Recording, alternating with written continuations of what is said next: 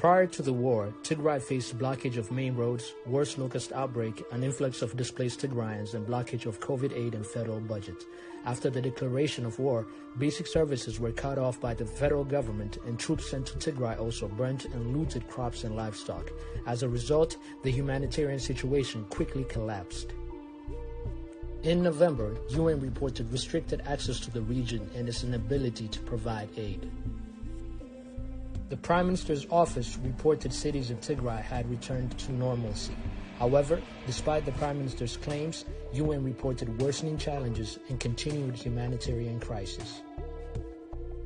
Despite the government signing an agreement with UN to improve access to government-controlled areas, Red Cross reported 80% of the region as unreachable. The UN also reported devastating conditions across the region.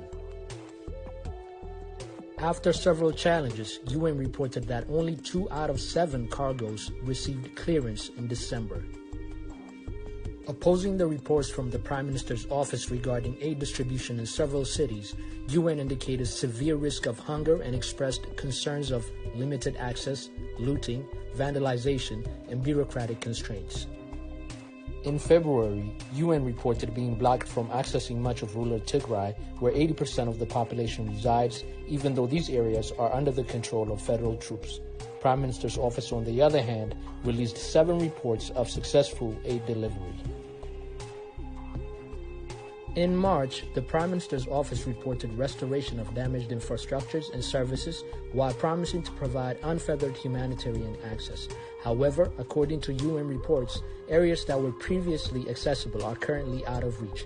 The reports also indicated worsening situations as challenges continued.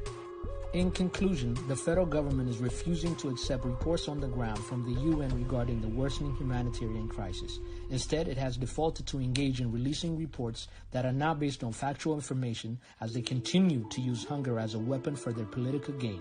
The crisis in Tigray can claim millions of lives if international actors do not intervene immediately.